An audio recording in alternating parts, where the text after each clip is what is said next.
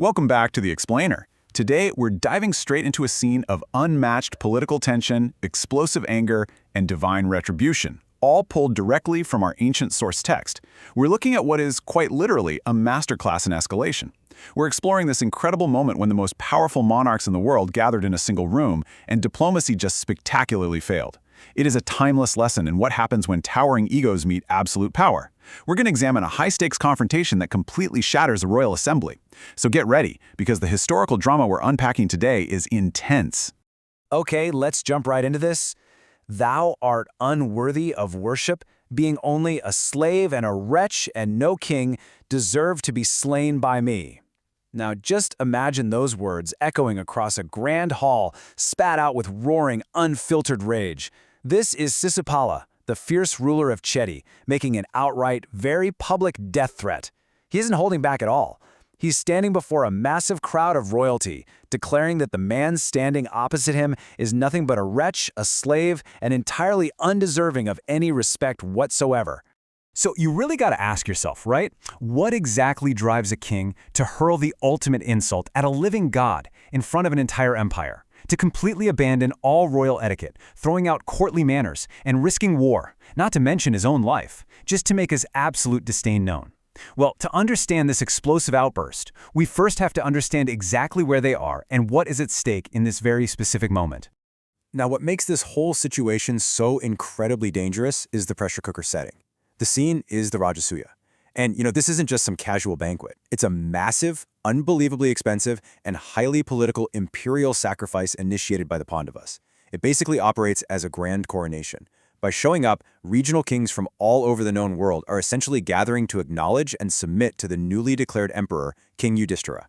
The tension is already sky high because you have all these massive egos crammed into one space, just waiting to see who gets honored first. And that brings us to the spark that lit the powder keg, the grievance itself. Sisupala is absolutely enraged because the Pandavas chose to offer the highest honors and worship to Krishna. The problem here, at least from Sisupala's deeply traditional point of view, is that Krishna is not technically a reigning king.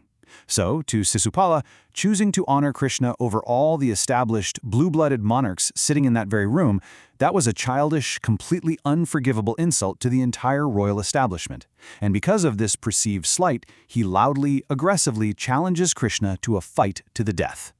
Now, while Sisupala is practically frothing at the mouth, Krishna's response is chillingly different. He doesn't scream, he doesn't yell back. In a terrifyingly calm, soft voice, he addresses the assembly of kings and just lays out Sisupala's rap sheet. And man, it is extensive.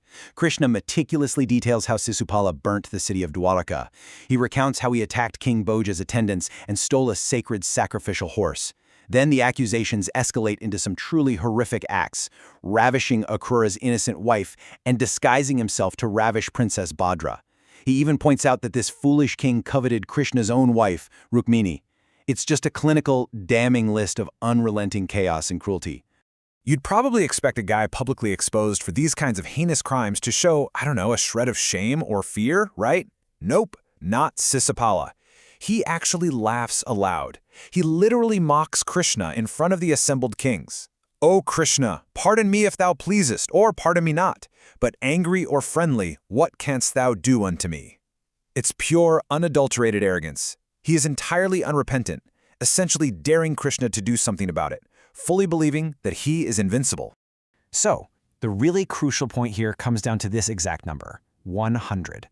Why in the world had Krishna tolerated the seemingly endless string of violence, theft, and disrespect from his own cousin up until this exact moment? Well, Krishna explained to the stunned crowd that he had previously granted a very specific boon to Sisupala's mother. He promised her that he would pardon exactly 100 of her son's offenses, no more, no less. He had been quietly keeping count of every single transgression all this time. And right then and there, the grace period expires. That number, ye kings, hath become full. I shall now slay him in your presence, ye monarchs. With this explosive declaration, Krishna finally hits his absolute breaking point. The time for pardons, for quiet tolerance, and for soft-spoken diplomacy, that's over. The limit has been reached, right here on the floor of the imperial sacrifice. The execution itself is incredibly sudden and brutally efficient. There's no drawn-out duel here. Krishna simply summons his divine discus, a weapon meant to humble the pride of demons, using only his mind. Instantly, it severs Sisupala's head. The raging, roaring king of Chedi is silenced in a fraction of a second, collapsing to the floor like a massive mountain cliff struck down by a thunderbolt. Just like that, the argument is abruptly, violently over. But as you look closely at the source text, you realize this is way more than just a physical execution. As the king's body hits the ground, something deeply supernatural occurs. A fierce, brilliant energy, shining as bright as the sun, physically issues out of Sisupala's fallen body. In front of everyone, this energy adores Krishna and then seamlessly enters into him. At that exact moment, despite a completely cloudless sky, rain begins to pour.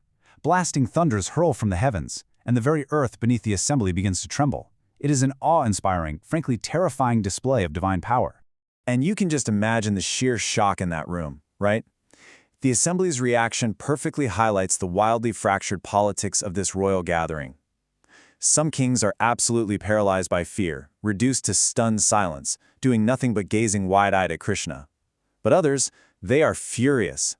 Some are biting their lips in rage, rubbing their palms together in frustration, their reason completely destroyed by anger.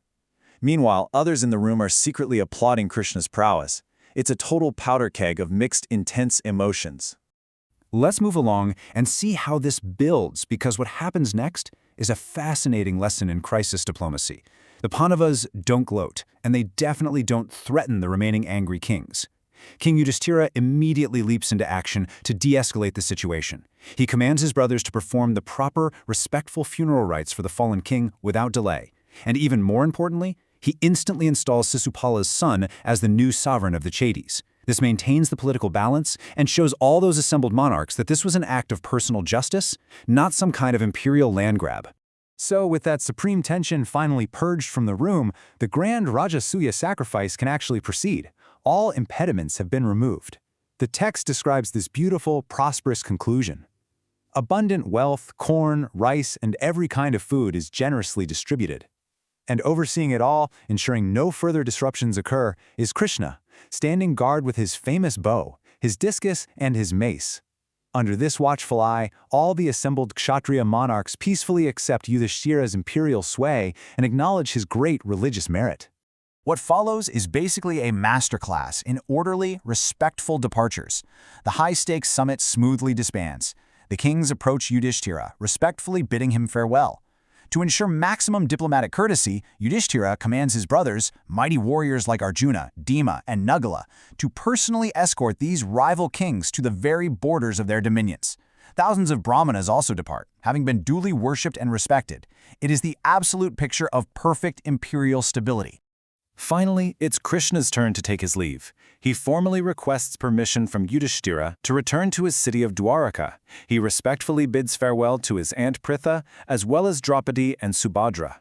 Ascending his magnificent Garuda-bannered car, he leaves Yudhishthira with a beautiful piece of parting advice: to cherish his subjects with ceaseless vigilance, acting as a refuge and support for his people, much like a large spreading tree provides shelter for birds. And then, a profound quiet settles over the text. The kings have returned to their kingdoms. The thousands of guests have dispersed. Krishna has gone home. The great sacrifice is over. The new empire is officially secured, recognized by all, and bathed in the afterglow of immense success. Or, well, at least that's exactly how it seems on the surface. But you know, history often turns on the smallest, most overlooked details, because the assembly house isn't actually empty. The source text drops this one final, chilling detail. After everyone else had done, King Duryodhana and his uncle, Shakuni, two figures practically infamous for their cunning hostility, remained behind. They continued to live in that very same celestial assembly house where the great sacrifice had just taken place. Which leaves us with this final, really provocative thought to chew on.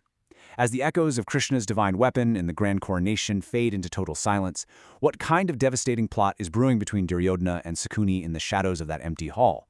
A great political storm has just ended, but this lingering detail suggests an even darker, far more destructive storm is only just beginning to gather.